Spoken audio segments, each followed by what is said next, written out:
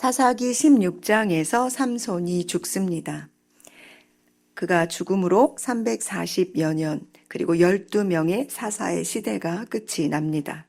그러니 사사기 17장, 저희가 읽은 이 17장부터 21장의 내용은 특별한 사사를 이야기하는 것이 아니라 마치 별책부록처럼 사사 시대가 얼마나 영적으로 타락한 상태인지를 아주 구체적으로 예를 들어 설명하고 있습니다. 그 첫 번째로 등장하는 인물이 바로 미가입니다.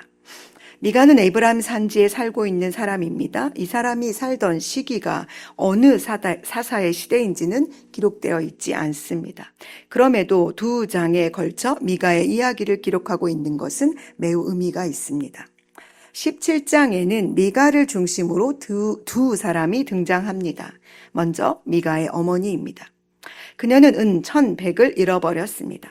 자신의 잃어버린 돈으로 인해 훔쳐간 사람을 저주하지요. 그런데 그 돈을 훔쳐간 사람이 다름 아닌 자신의 아들이었습니다. 그러니 자신이 한 그 저주가 자기 아들에게 가는 것이 두려운 어머니는 내 아들이 여호와께 복받기를 원하노라 라고 하면서 아들을 위해 한 신상을 새기고 한 신상을 부어 만들었습니다. 그리고 그것을 여호와께 거룩히 드린다고 말합니다. 신당이 생기니 미가는 에봇과 드라빔을 자기 스스로 만들지요. 나아가 자신의 아들 중에 하나를 세워 자기의 제사장으로 삼습니다. 다음에 등장하는 인물은 레위 청년입니다. 이 사람은 유다 가족이 속한 베들레헴에 거주하고 있었습니다. 이 청년이 자기가 거주할 곳을 찾아다니다가 미가의 집에 이르렀고 미가는 레위 청년에게 이렇게 말합니다. 내가 나와 함께 거주하며 나를 위하여 아버지와 제사장이 되라. 내가 해마다 은 10과 의복 1벌과 먹을 것을 주리라. 레위 청년은 미가가 제안하는 조건이 매우 만족스러웠습니다. 그래서 그는 그의 제사장이 되기로 합니다. 그리고 그는 미가의 아들 중 하나같이 되었고 미가가 그를 거룩하게 구별하였습니다. 이에 미가가 말하지요. 레위인이 내 제사장이 되었으니 이제 여호와께서 내게 복 주실 줄을 아노라. 여러분은 오늘 본문을 읽으시면서 어떤 생각을 하시게 되었습니까? 조금 아주 많이 이상하다는 생각은 안 드십니까? 분명히 본문에는 여호와 언약하시고 그 언약을 신실하게 지키시는 하나님의 신명이 등장합니다.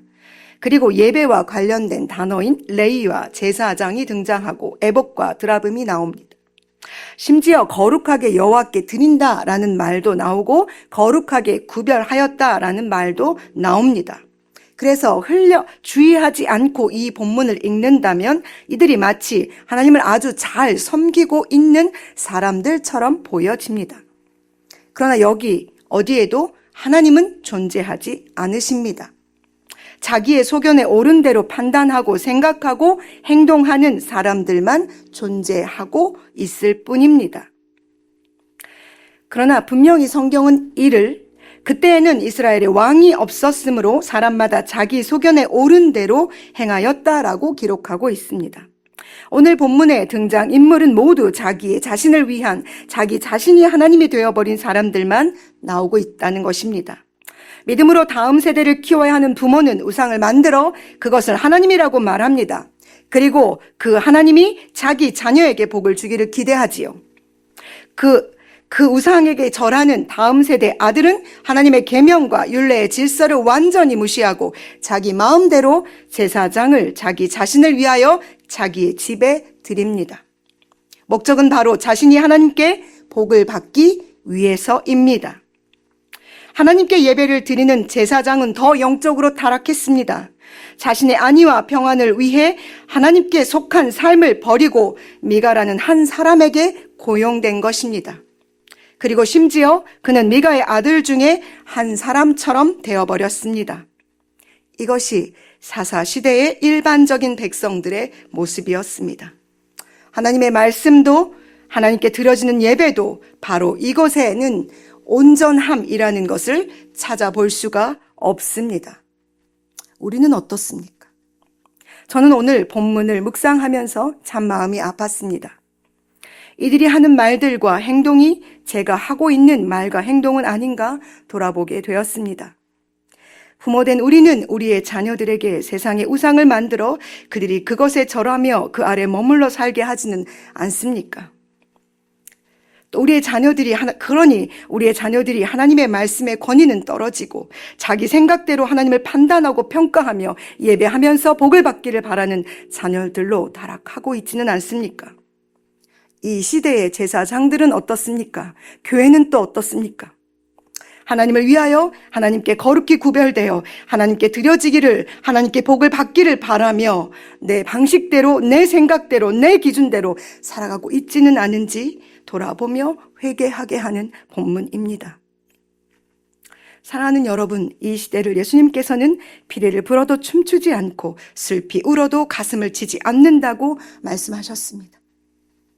어그러지고 거스른 세대 가운데 우리는 흠없는 하나님의 자녀로 세상에서 빛과 소금으로 살아내는 존재로 부름을 받았습니다.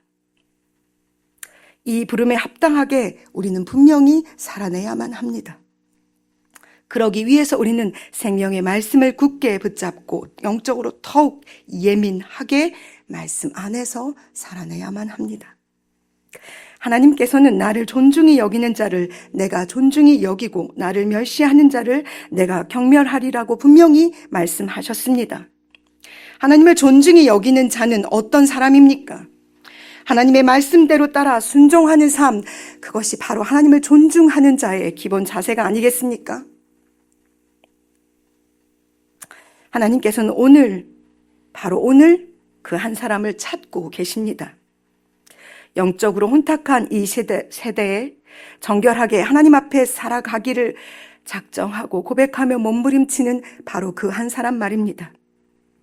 오늘 우리에게 새롭게 허락하신 이날 그 한 사람이 되기를 소망합니다.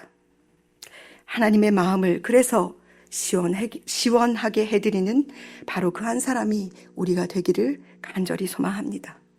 기도하시겠습니다.